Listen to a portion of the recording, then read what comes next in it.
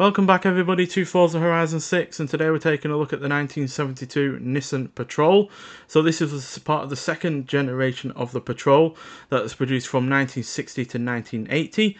Various versions of the car were available with either different roof configurations or wheelbases, being anywhere from short, medium and long.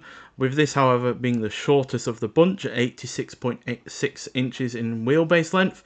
And yeah, you could get a 3-door soft top like this one, or a 3-door hardtop, 3-door wagon or van, 2-door pickup, and there was even a fire truck variant as well, although obviously that would not be available to the general public. And yeah, Canadian and American customers could actually get Patrols from 1962 until 1969, which makes this the first ever Nissan badge vehicle sold in the US.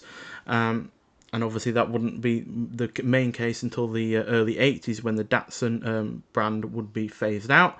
But you originally got these through Datsun dealerships in those first short years in the 1960s. And apparently Nissan Australia claimed that this version of the Patrol was the first vehicle ever to drive across the Simpson Desert in Australia, which is the 4th largest in Australia. I can't imagine that would have been entirely comfortable, given, yeah, this has no air conditioning whatsoever. There is some vents, and obviously you could make it a convertible and such, but yeah, not exactly what you'd call a well-accompanied vehicle. You've only got wind-down windows. You've got an aftermarket heater in there, which was developed by a company called Marvenu, which is an aftermarket brand, so you'd have to install that yourself. And yeah, but extremely basic in a way that is utilitarian. So yeah, nothing really here to go wrong whatsoever, which, you know, is a benefit in of itself. This is a car purely based on the idea of getting you to where you need to go, no matter what kind of conditions you're in.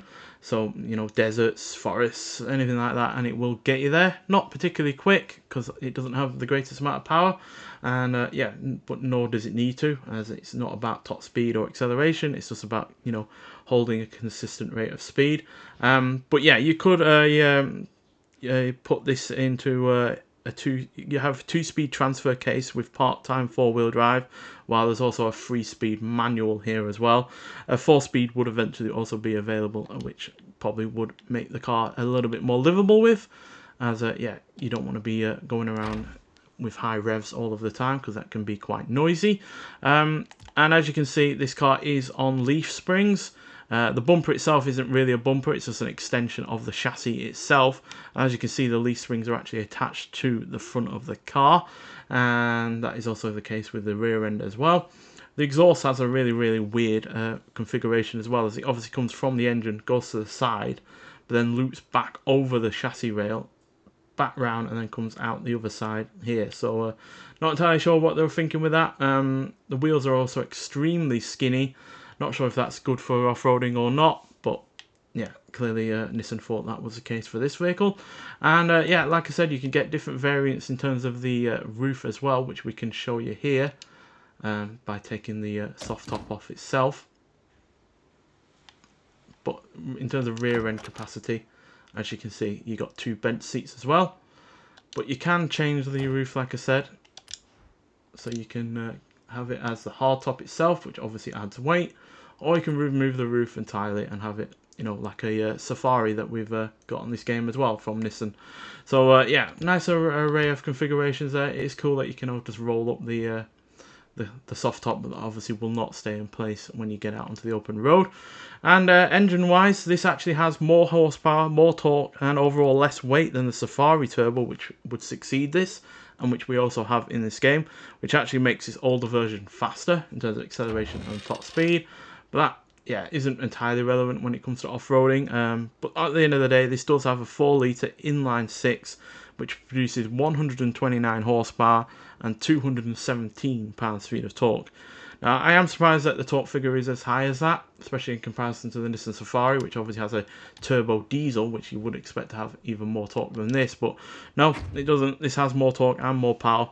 Obviously, the engine is bigger, but, you know, I would have expected this to have had significantly less in power and torque, given it is a much older vehicle. And yeah, like I said, this is also lighter than the Safari Turbo at 3,483 pounds. But on the whole, I would prefer the Safari Turbo, because that is definitely a car that looks like it's more livable with on a day-to-day basis. Looks far more comfortable on the interior. It's going to have more equipment, and yeah, it also has probably a safer driving style on its go as well, with those thicker off-road tyres and no doubt better brakes as well. But yeah, overall this is definitely a charming enough vehicle, certainly one that is made just for the single purpose of getting you through any inhospitable conditions possible, and undoubtedly was inspired by the likes of the Land Rover, which obviously had existed for decades before this one. But still, let's nonetheless get onto an off-road course and see what this car can do. Right, we're here at the Sakibi Time Attack circuit. Now this is more on off-road, far more off-road orientated than the other Time Attack circuit on the game, and this is obviously perfect for an off-road vehicle like this. And as per usual, we'll hear what the car sounds like, then we'll talk about it some more.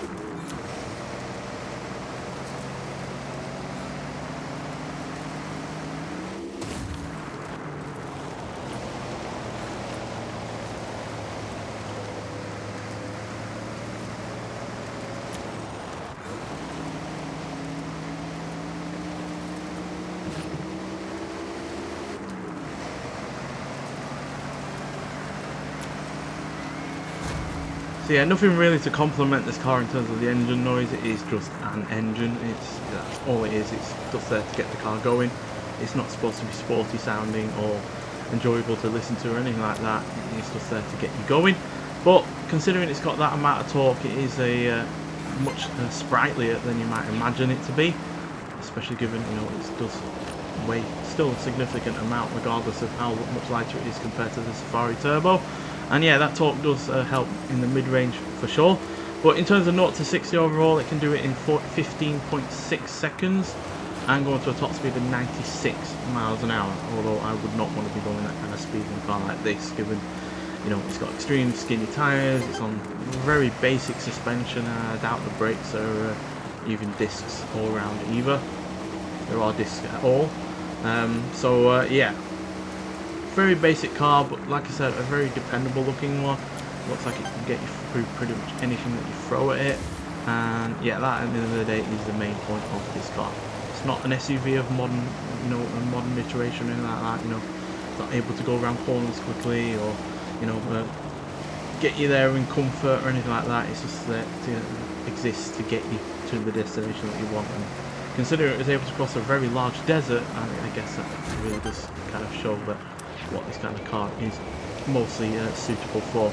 So yeah, certainly not the kind of vehicle you want to be going around a city in or daily commuting or anything like that, but definitely still a very respectable off-roader for the kind of thing that it is, which is just an off-roader and nothing else besides. But still, like you saw earlier, you can definitely get a lot of people in this to get you around, and yeah, I imagine it would be very capable on a day-to-day basis in terms of just going off-roading and yeah, travelling great distances across God knows what. So yeah, so this is part of the car pass. It's definitely one of the more unique vehicles in the car pass, given we've not had an old off-roader from, you know, Japan before.